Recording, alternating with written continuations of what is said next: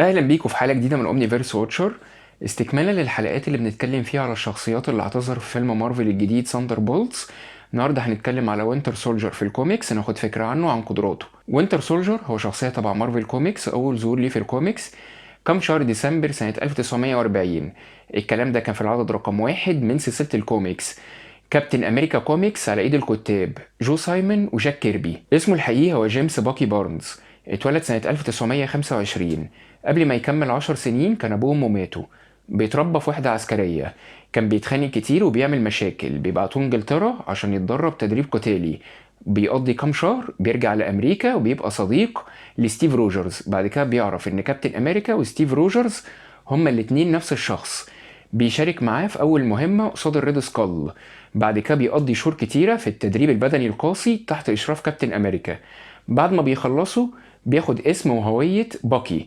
معظم عملياته بتكون مع كابتن أمريكا، بس في عمليات بيعملها لوحده عشان الجيش الأمريكي بيشوف إن في عمليات معينة لو اتشاف كابتن أمريكا بيعملها كده هيضر الاسم وسمعته، لذا بنشوف ان باكي هو اللي بيعملها لوحده. بيكون عنده شكوك تجاه المثالية المبالغ فيها اللي عند كابتن امريكا، بس ده مش بيمنعه ان هو وستيف يبقوا بيست فريندز. بعد كده هما الاتنين وبيبقى معاهم نامور وتورو وهيومن تورش الاصلي بينضموا لفريق انفيدرز. بنشوف بعد كده ان هو بيبقى قائد فريق من الجنود المراهقين اسمهم كيت كوماندوز، وبيجمع فريق اسمه ليبرتي ليجون. وبيكون قائد برضه مجموعة من الأبطال المراهقين، دول بيبقى اسمهم يونج ألايز. سنة 1945 قبل نهاية الحرب العالمية التانية بيكون هو وستيف مبعوثين في مهمة. هو بيكون على طيارة بتنفجر. بيتم الاعتقاد ان هو مات، بس هو بيكون عايش، دراعه الشمال بتتدمر تماما. بيقع في مياه جليدية. وبنشوف ان بعد الحرب بتيجي غواصة سوفيتية بتلاقيه وبيحطوه في وضع التجميد. سنة 1954 بيزودوه بدراع معدنية وبيكون فاقد للذاكرة. بيعملوا له غسيل لعقله، بيخلوه يكره الغرب، بيحطوا منتال امبلانتس في عقله علشان يعرفوا يتحكموا فيه. بيبقى قاتل مثالي وبيسموه وينتر سولجر.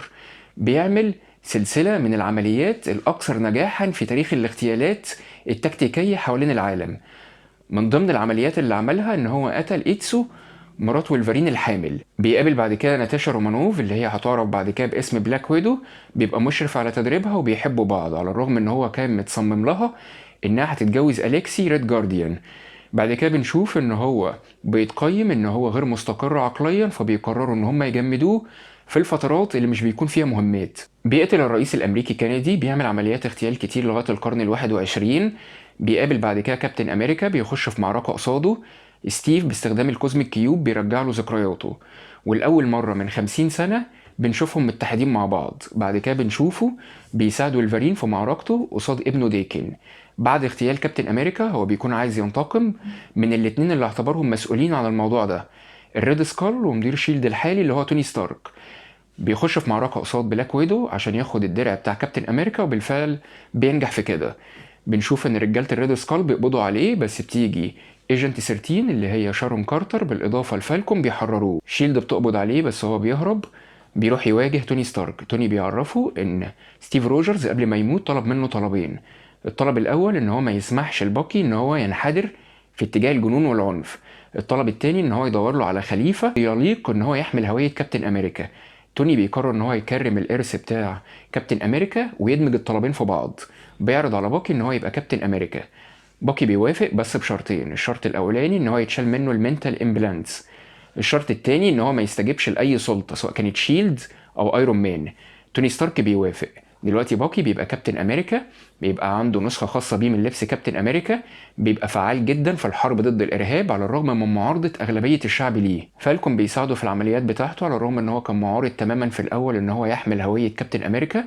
الحكومه الامريكيه بتعترف رسميا بيه بعد ما بينقذ مرشحين ديمقراطيين وجمهوريين من الاغتيال.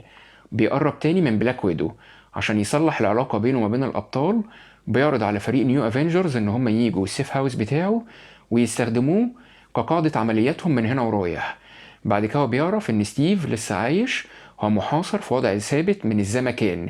بيقرر هو وبلاك ويدو ان هم يحرروه، بس نورمان اوسبورن بيقبض عليه. انت مان وفالكون بيحرروه.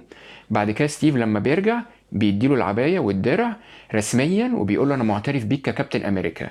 بارون زيمو بيعلن للجميع عن الماضي الأسود بتاعه كوينتر سولجر، بيقول إن أنت مش جدير إنك تحمل هوية كابتن أمريكا، وسمعة باكي بتتأثر جدا. بيتصاب جامد بعد كده نيك فيوري عشان ينقذ حياته بيديله الانفينيتي فورمولا، ودي نسخة مخففة من إكسير الحياة بتديله قدرات كتير جدا. هو بعد كده بيسيب هوية كابتن أمريكا وبيرجع لهوية وينتر سولجر. بعد كده بسبب مخطط اتعمل، ناتاشا رومانوف اللي هي بلاك ويدو بتنساه، بس هو بيفضل مراقبها من وقت للتاني عشان يحافظ على سلامتها. بيأسس نسخة جديدة من فريق ساندر بولتس بيرتبط بناتاشا تاني، بالتعاون مع أنت مان بيتقلص حجمه للمستوى دون الذري عشان يوصل للمايند اسكيب بتاعة كوبيك. بيرجع ستيف روجرز تاني للوجود وبيساعده ان هو يتغلب على ستيف روجرز المزيف. احنا دلوقتي ممكن نتكلم على قدراته. هي ايه قدراته؟ بعد ما اخد الانفينيتي فورمولا هو وصل لذروة الامكانيات البشرية في القوة البدنية، القدرة على التحمل، السرعة، ردود الافعال، خفة الحركة، الشفاء المسرع، بالإضافة لطول العمر المعزز، ما بقاش بيكبر في السن. عنده دراع معدنية اسمها بايونيك أرم، دي بتديله قوة بدنية جبارة جدا. عرف يكسر كوزميك كيوب بإيده. برضه هي بتعمل ريلود للأسلحة بتاعته أوتوماتيك، بيعرف يتحكم فيها وحتى وهي مش راكبة في جسمه. هي عندها أجهزة استشعار، بتعرف تعمل صور ثلاثية الأبعاد، بتعمل توليد حراري، نبض كهرومغناطيسي، وتفريغ كهربائي. خبير في الفنون القتالية لدرجة كبيرة جدا، عرف يتغلب على ناس تقال زي ولفرين، بلاك ويدو، البانيشر وغيرهم. هو كمان قناص دقيق للغاية، بيتقن فنون التجسس وأكروبات رشيق جدا، بارع في استخدام الأسلحة النارية، ذكي جدا، تكتيكي متميز. يعني من الآخر هو أقوى قاتل محترف في عالم مارفل. بالنسبة لظروف الأعمال الفنية فهو ظهر في مسلسلات الأنيميشن ذا مارفل سوبر هيروز، سوبر هيروز سكواد شو، سبايدر مان، افنجرز اسمبل، افنجرز ايرث مايتيست هيروز، مارفل فيوتشر افنجرز. بالنسبة للأفلام فهو ظهر في فيلم الأنيميشن التيميت افنجرز. كمان هو ظهر في عالم مارفل السينمائي الام سي يو، قام بالدور بتاعه الممثل سيبستيان ستان. ظهر في 9 أعمال، وإن شاء الله هيقوم بإحياء الدور بتاعه في عمل فني عاشر، وهيكون فيلم ساندر بولز سنة 2025. كمان هو ظهر في أكتر من 20 لعبة فيديو جيمز. بس كده دي كانت حلقة سريعة اتكلمنا فيها على وينتر سولجر في الكوميكس.